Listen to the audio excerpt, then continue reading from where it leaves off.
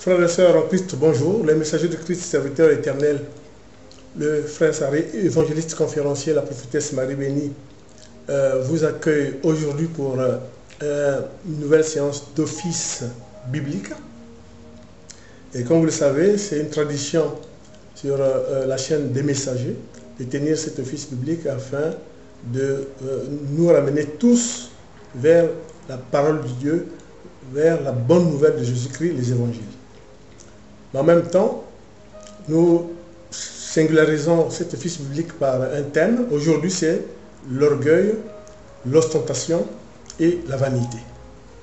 Il y aura deux lectures avec commentaires et éventuellement une exégèse biblique. La première lecture consistera à caractériser l'orgueil.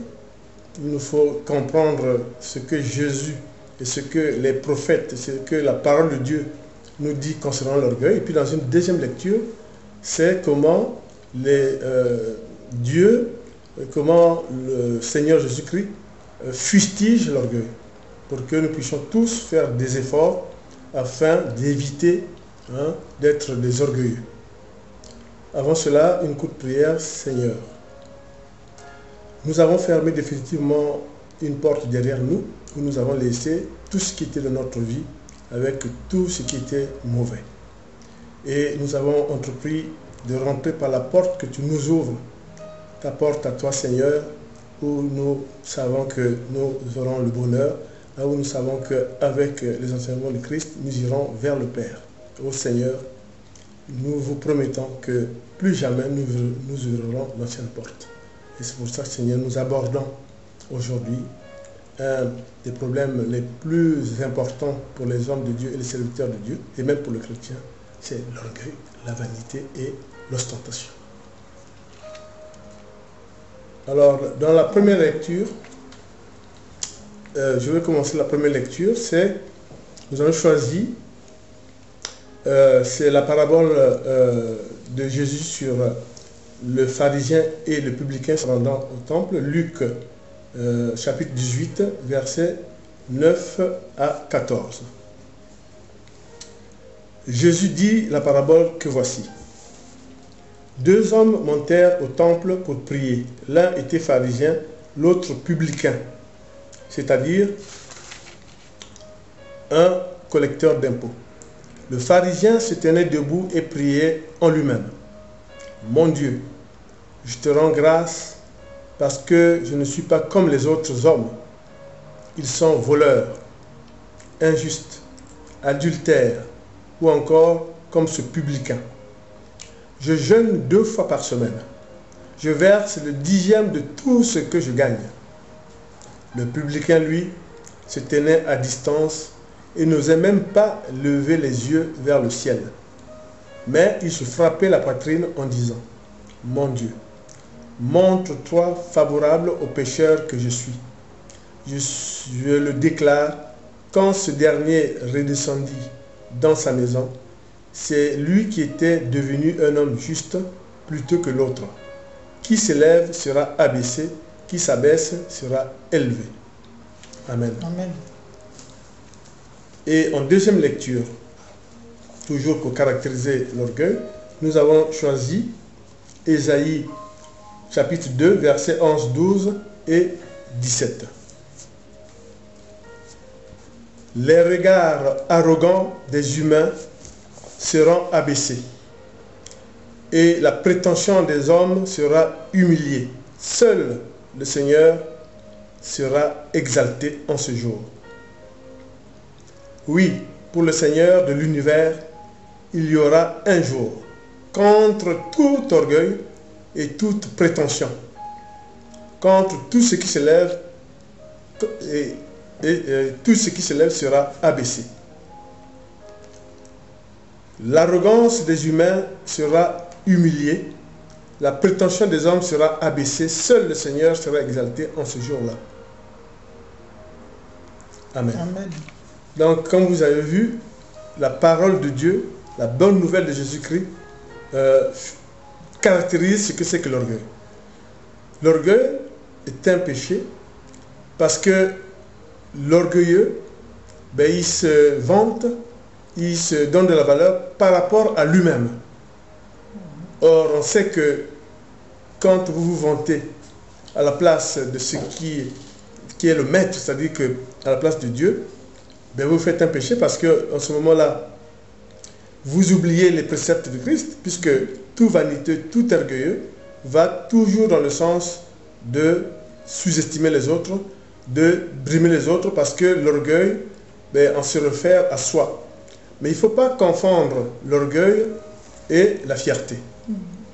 La fierté, c'est se référer à Dieu en disant « Je suis fier de te servir, je suis fier d'avoir entendu ta parole. » Mais l'orgueil va vous entraîner à dire « moi, comme le pharisien, ben, de sa richesse, de tout ce qu'il possède, il vient prier en disant « Non, regardez ce public, mais moi, c'est plus que lui, je paye mes impôts. Mais écoutez, moi, je jeûne 2 fois par semaine. Écoutez, et Jésus dit, c'est pas lui qui sera le juste, c'est le publicain. En s'humiliant, en s'abaissant, Dieu est attentif, Dieu va vous rehausser. Souvenez-vous que depuis très tôt dans le Nouveau Testament, Dieu imprime justement ce caractère, je dirais, qui n'est pas acceptable, le fait d'être orgueilleux. Et dans le Cantique de Marie, souvenez-vous, dans le Cantique de Marie, il est bien dit que Dieu rabaisse les orgueils. C'est très important. Ceux qui veulent s'élever, Dieu les rabaisse. Très tôt, Dieu a incité les hommes à faire profil bas, à être humble. Et Jésus, dans ses enseignements aussi, l'a bien dit. Souvenez-vous quand Jésus dit comment il faut prier.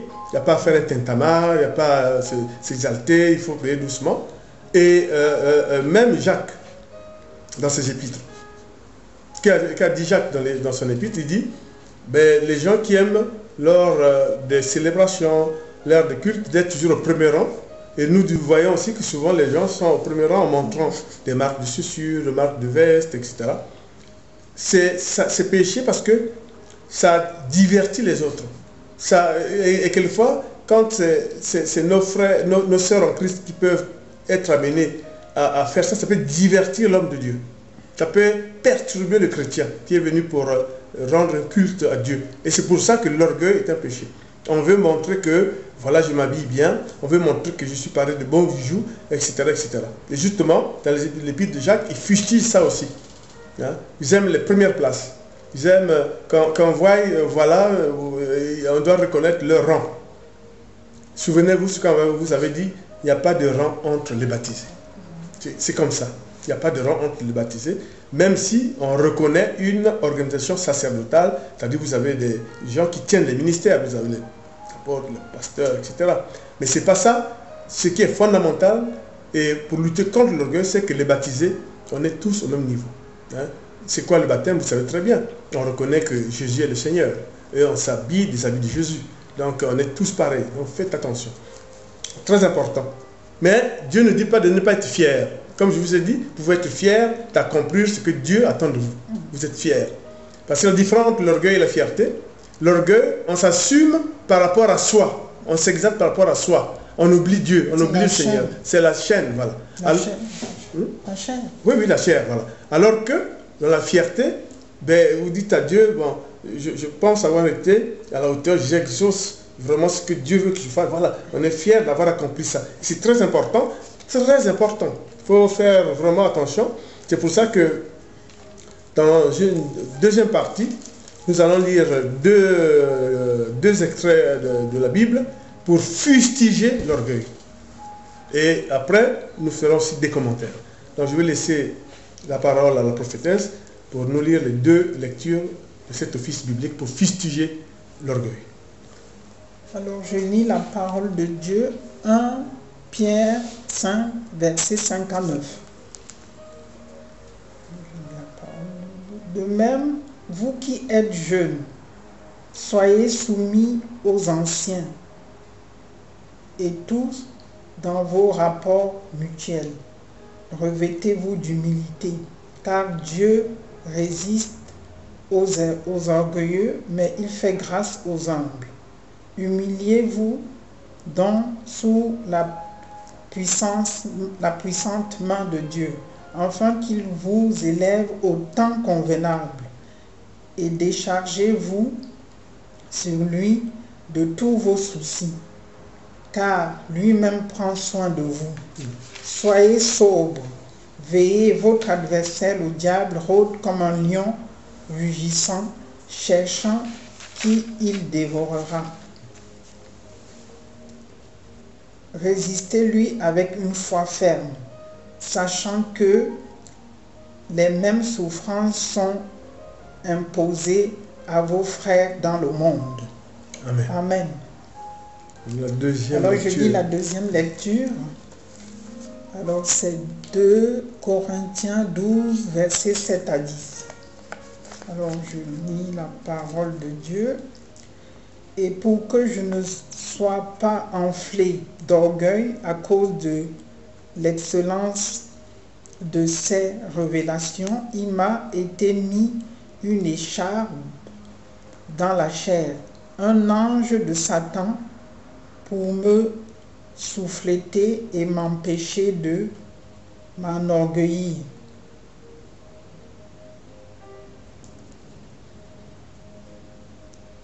Trois fois j'ai prié le Seigneur de l'éloigner de moi et il m'a dit, ma grâce te suffit, car ma puissance s'accomplit dans la faiblesse. Je me glorifierai donc bien plus volontiers de mes faiblesses, afin que la puissance de Christ repose en moi. Amen. Amen. Alors voilà, mes bien-aimés, là c'est Paul qui a été, qui a été frappé par un ange de Satan, parce que pour pas qu'il se glorifie, pour pas qu'il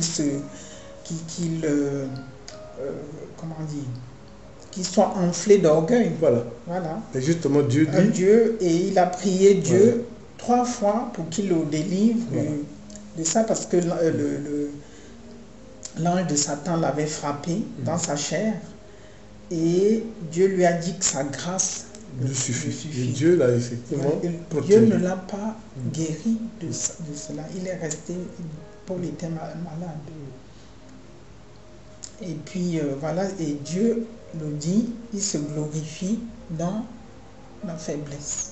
Ouais. Donc, voilà, sa puissance s'accomplit dans la faiblesse. Exactement, c'est un peu ça, c'est-à-dire que en fait, il faut le comprendre autrement. Autrement dit, Paul voulait se plaindre parce qu'en fait, Satan a fait un jeu qui était subtil, c'est de faire en sorte qu'il met de telle sorte que Paul ne se glorifie pas en fait. Donc, en fait, c'était bien parce qu'il se disait que face à ça, certainement que Paul va tout faire pour faire le contraire, c'est-à-dire être hautain, etc. Mais Dieu dit non. Dieu dit, tu as ma grâce, te suffit. Autrement dit, et puis Dieu ajoute que c'est justement quand on est dans la faiblesse que Dieu est là.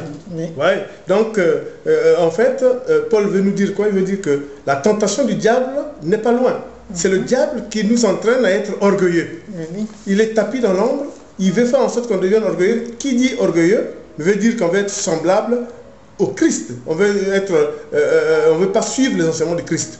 Donc justement là, Dieu, justement, les conclusions sont simples, c'est que c'est dans ta faiblesse que Dieu est avec toi. Mais ce n'est pas en étant hautain, orgueilleux, puisque Dieu n'est pas avec les orgueilleux. Et ça, c'est très important. Et puis voilà, au 1 Pierre chapitre 100, verset 5 à 9, voilà, c'est que on demande d'être aux jeunes qui doivent être soumis aux anciens. Et tous dans vos rapports mutuels, revêtez-vous, il faut se revêtir d'humilité. D'humilité, oui, très bien. Parce que les anciens peuvent nous apprendre des choses. Des anciens, ce n'est pas seulement les anciens de l'Église. Non. Ça peut être des grands-pères, grands-mères, des personnes plus âgées que nous, qui peuvent nous guider, nous dire, voilà, ce que tu fais n'est pas bien, fais comme ça. C'est toujours ça doit être toujours la bienvenue. Voilà, parce qu'effectivement, il est de commun usage de penser que l'orgueil, effectivement, c'est sublime. Et Dieu, c'est pour ça que Dieu dit, mais attention, il y a aussi le respect des anciens, dans le sens où on peut avoir une sagesse gérontocratique, c'est-à-dire, pour ceux qui ont lu les livres de la sagesse, où Dieu dit que, mais effectivement, la sagesse peut être innée, mais la sagesse s'acquiert avec l'expérience de la vie. Oui. Et c'est très important. On sait que l'orgueilleux, il bat tout ça en brèche. Il ne respecte personne, les anciens, ils ne respectent pas, tout ça. Et justement, les Écritures disent, mais attention, il faut être sobre, être humble, parce que Dieu ne sera jamais d'accord avec les orgueils. Il va les abaisser. Les fanfarons, il va les abaisser. Et c'est très important. C'est pour ça que Dieu dit que autant vous pouvez être fiers de ce que vous faites, parce que vous vous reconnaissez d'avoir accompli ce que Dieu veut de vous. Par contre, si vous êtes orgueilleux, Dieu l'a déjà prévu. Vous lisez dans Jérémie 9, 23 à 25, Dieu fustige les orgueilleux. Dieu fustige les vantards, les fanfarons. Et je vous dis que si vous allez lire Jérémie, vous allez voir que la sanction de Dieu est implacable. Parce que justement, dans le corps de Christ, on voit de plus en plus quelquefois des serviteurs de Dieu, quelquefois des usurpateurs, parce qu'ils savent bien lire la Bible, etc., qui peuvent induire les gens sur des chemins tortueux avec un orgueil, notamment sur l'habillement, un orgueil sur des lectures de Bible qui ne sont pas les bonnes lectures, on étiquette certains passages de la Bible, voilà. Mais ce n'est pas comme ça. On doit être humble, on doit être sobre, on doit, comme avait dit Jésus, quand vous priez, ne faites pas de tumulte, même quand vous jeûnez, parfumez-vous la tête, voyez-vous. Donc, l'orgueil est bannissable. Mais attention, Dieu ne dit pas que vous ne pouvez pas être fier. Il faut être fier du travail accompli. Mais la fierté, ce n'est pas l'orgueil. On vous a bien caractérisé l'orgueil, on vous a caractérisé, fustigé ce que c'est que l'orgueil. Mais c'est très important de dire que la fierté est authentique devant Dieu. Alors que l'orgueil est méprisable parce que l'orgueilleux, il établit son assurance et sa confiance en lui-même. Pas en Dieu, parce que quand les gens vont au culte pour perturber les autres, parce qu'il y aura une distinction par les marques, des choses qu'on met, des vêtements, des chaussures, de ceci. Alors l'homme de Dieu ne peut plus faire son office en toute tranquillité, parce que quelquefois, quelques-unes de nos sœurs sont tellement dans l'orgueil, dans l'exaltation de la consommation. Et évidemment, ça peut perturber même les autres chrétiens. C'est très important. Donc c'est pour ça que nous disons que l'office biblique d'aujourd'hui, c'est vraiment de faire attention. Et en exégèse biblique, il faudrait tout simplement dire que c'est un peu comme la parabole du riche qui voulait accumuler ses biens. Souvenez-vous de ce que Jésus a dit à ce riche-là. Il dit, tu pourras accumuler tes biens, mais ça restera sur terre. Ça n'ira pas au ciel. Et en plus, tu n'es pas assuré d'avoir ta place dans le royaume des cieux. C'est très important. Donc, frères et sœurs en Christ, oui. Et puis, je voulais rajouter que c'est pas être humble, c'est pas s'agenouiller devant les anciens, des papas pasteurs, des mamans pasteurs. C'est pas ça qu'on dit. On dit que être humble, c'est vraiment... Voilà. Être humble, c'est vraiment... On ne vous dit pas... parce qu'on s'agenouille seulement devant Dieu. Voilà. Devant, pas devant les hommes. C'est ça. Voilà. Comme on voit maintenant, il faut tirer sa révérence à... Non, c'est pas ça. On ne vénère pas. Attention, on vous dit de ne... Voilà. C'est pas qu'on vous demande de vénérer. Attention. Voilà. C'est pas ça ce qu'on dit. C'est pas ça. C'est un respect. Voilà. Nous le redisons parce que c'est un problème crucial. Inspiré par l'Esprit Saint, nous avons choisi ce thème parce que Dieu ne veut pas des gens orgueilleux. Tout ce que nous venons de lire, Jérémie, les passages de Colossiens avec Paul, Paul lui-même a vécu cet exemple où si Dieu l'avait voulu, il l'aurait laissé comme ça. Paul était attaqué par le démon pour qu'effectivement il ne mette pas en exergue le fait qu'il devienne orgueilleux. Mais heureusement Dieu a dit non, justement, il faut que tu sois abaissé pour que tu sois fort. Voilà. Donc c'est très important cette métaphore. Lisez la période biblique là que nous venons de faire. Vous allez voir que vraiment Dieu n'aime pas les orgueilleux. Ça vraiment il a dit. L'humilité, c'est très important. Dans la parabole justement du pharisien, du publicain allant au temple, c'est vraiment crier, ah, moi je jeûne 2 fois par semaine, moi je donne la dîme, moi je paie les impôts, moi je. Alors que l'autre, par construction, se frappe la poitrine et dit, oh là là, tout ce que j'ai péché, oh Seigneur, aie pitié de moi, etc. Il faut, quand vous priez, aussi prier en disant que vous voulez qu'on vous pardonne de vos péchés. Vous ne pouvez pas seulement prier en étant orgueilleux, sans jamais montrer que vous avez péché. L'orgueil cache ses péchés pour aller dire toujours, voilà, c'est comme le pharisien. Il faut faire attention. Beaucoup de ce qu'on voit dans le web, on est surpris. Il y a une évangélisation que nous allons faire déjà par rapport à cela. C'est que on a tout le temps de prières, de délivrance, de prières contre le diable. C'est très bien. Tout homme de Dieu, quel qu'il soit, Dieu a dit, vous ferez les mêmes gestes que sur moi, vous chasserez le démon, vous imposerez les mains. Dieu nous a donné tous. Maintenant, en fonction de nos rapports avec Dieu, on peut avoir telle puissance. Mais la puissance n'est que de Dieu. C'est Dieu qui nous donne une partie. Donc, si vous êtes homme de Dieu et que vous êtes spécialisé dans la prière de délivrance, bon, c'est vrai, ce qu'on voit, c'est que ça impacte sur tous les serviteurs de Dieu quand il n'y a aucun résultat. Parce que les mêmes personnes, depuis 1 an, viennent vous écouter, viennent suivre, mais toujours, et après ils disent, mais ils ne sont pas délivrés, ils reviennent, ils ne sont pas délivrés. Qu'est-ce qui se passe? C'est très important aussi. Il faut se mettre un peu en cause, se dire, mais est-ce que j'ai pris bien? Est-ce que je me suis humilié devant Dieu? Est-ce que je suis écouté par Dieu?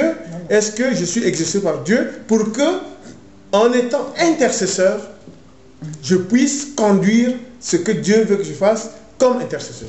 Souvenez-vous ce que Dieu a dit aux apôtres, surtout à Pierre. Ce que vous liez sur terre seront liés au ciel, ce que vous déliez sur terre seront déliés au ciel. Donc ça veut dire qu'il nous donne l'intercession. Mais faites attention, si vous êtes orgueilleux, vous allez toujours dire, non, venez à moi, je suis spécialisé dans les prières de délivrance. On n'en disconvient pas. Mais je peux vous dire, par l'inspiration de l'Esprit Saint, faisons attention. Si pendant 2 ans, 3 ans, c'est la même personne qui revient pour demander la délivrance, jamais il n'a été délivré.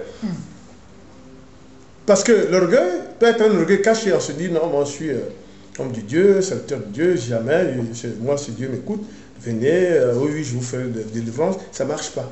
Ça ne marche pas parce que la personne revient, il n'est pas délivré, il est hanté, Voilà. Donc c'est très important d'avoir l'humilité de toujours se mettre en cause devant Dieu. Parce que, au nom de Jésus, on sait que tout genou fléchit sur terre, sur mer, aux enfers. Et au nom de Jésus, l'oreille devient attentive. C'est très important. Donc, faites très attention, frères et sœurs en Christ. Le péché d'orgueil est fortement sanctionné par les Écritures. Dieu n'aime pas les orgueilleux. Pourquoi je le dis? Pour terminer, mais vous connaissez ce qui est arrivé à nos ancêtres Adam et Ève. Qu'est-ce qu'ils ont voulu? Les gens ont voulu être comme Dieu. Le serpent a dit, si vous mangez le fruit de l'arbre bien et du mal, vous serez comme Dieu. Dieu réprime le péché d'orgueil. La Genèse. Je ne reviens pas sur ça. Aujourd'hui, ce n'est pas le thème de cet office biblique. Ce n'est pas l'évangélisation du jour. L'orgueil a fait que quand on dit péché capital, c'est Dieu n'aime pas les orgueilleux. Et ce péché d'orgueil nous a entraîné le fait qu'on a perdu l'immortalité. On doit vivre la sueur de notre front. Et comme on venait de faire une prière d'exhortation prophétique, tu gagneras ta vie à la sueur de ton front, désormais. Voilà. Donc, frères et sœurs en Christ, en terminant cet office biblique, le messager de Christ, serviteur éternel, vous affirme que nous devons être humbles, nous devons éviter d'être orgueilleux, vantards, fanfarons, ostentatoires, car le seul qui est digne de louange, qui est digne de gloire est Dieu et la Trinité Sainte.